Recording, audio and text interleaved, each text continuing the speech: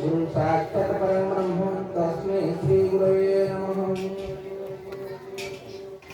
ओम श्री सद्गुरु परमात्मने नमः। আজি আমার পরম সৌভাগ্য যে আমি 2022 কালিয়া को विदाय देउछन ইকো কম করে ইকোটি কম করে দাও। এই আর কিছু ঘন্টা পরে আমি স্বাগত করিবা। এমনি এক মুহূর্তে আমার এই সপ্তসজ্জারে বহু উচ্চ উদ্দেশ্য নেই করা হয়েছিল সপ্তসজ্জা মহোৎসব।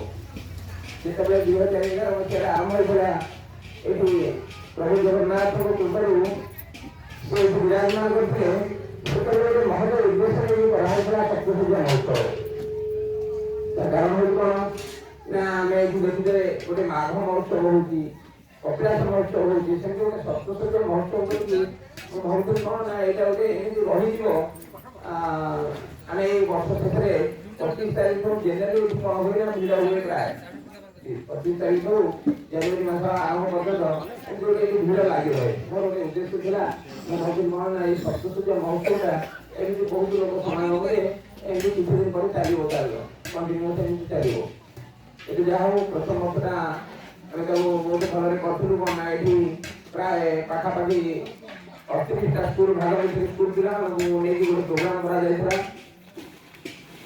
ଏବଂ ତାଙ୍କ ଭିତରେ ବହୁତ ପ୍ରକାର କମ୍ପିଟିସନ କରାହେଇଥିଲା।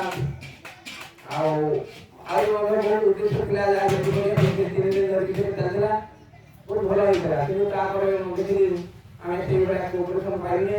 ସବୁ ଶିକ୍ଷକମାନେ କହିଲେ ନା ଆଜ୍ଞା ଆପଣ ଛୁଟିରେ କରୁଛନ୍ତି, ଆମେ ସେଠି ଭାଗ ନେଇପାରିବୁନି ବା ଆମ ପିଲାଙ୍କୁ ପଠେଇ ପାରିବୁନି। तो मुझे आउ के चिंता करी ठीक है हम स्कूल डे ভিতরে যেগুলো চালিয়ে সেগুলো কম্পিটিশনটা করে দেবা এবং প্রাইজ গিভিং সেরেমনিটা আমরা রখিবা যে ଆମ ମହୋତ୍ସବ ସାଙ୍ଗରେ ଦେବା।